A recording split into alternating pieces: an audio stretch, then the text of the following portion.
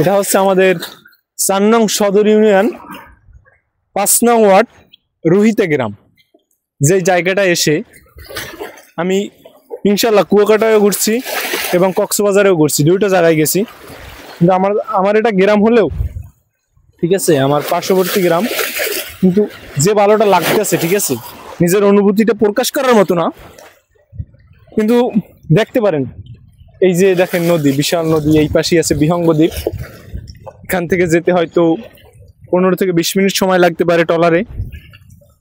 কিন্তু কথা ওটা না, কথা হচ্ছে যে এই যে জায়গাটা একদম কাছ থেকেই নদীর পানিটা ছোঁয়া যায় এবং কক্সবাজার এবং কুয়াকাটা সমুদ্র সৈকতের থেকেও সুন্দর ঢেউ। কিন্তু ওখানে ঢেউ বড় হলেও কিন্তু এভাবে ঢেউয়ের মতন সাজনা বা ভাজনা যেটাই বলেন না কেন, কোনোটাই এভাবে হবে না। ঠিক আছে, এই যে এখানের যে মনে করেন যে নদীর যে ঢেউটা, এটা সাজনা এবং ভাজনা, ঠিক আছে, দুটোই অস্থির। এবং এই যে নীরব বাতাস, শিকড়গুলো দেখেন কেমন, মানে মনে হচ্ছে জানি প্রত্যেকটা গাছের নিচে সাজাইয়ে রাখা। এই যে দেখতে পাচ্ছেন অস্থির ভিউ। আমরা একটু সামনে যেই দেখতে পারি কত সুন্দর ভিউ। ভাই আসেন ক্যামেরাটা নিয়ে।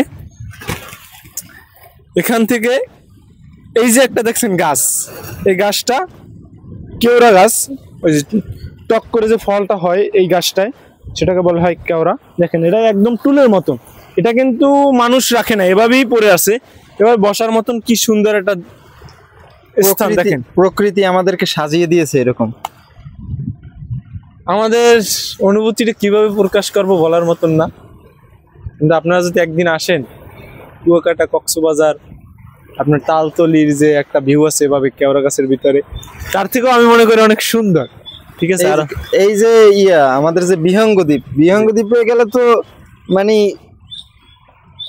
কি বলে এটা, মানে ভাষায় প্রকাশ করার মতন না। যার যার ফিলিংস থেকে তারা বলবে যে না, টাকা বৃথা যায় না আর কি এইসব জায়গায় আসলে। আর আমাদের মাঝে মাঝে এইসব জায়গায় ঘোরা হয়। মানুষ যখন ঘুরতে নামে তখন টাকার প্রশ্ন না, মনকে প্রশ্ন করে যে কিভাবে আছো তুমি।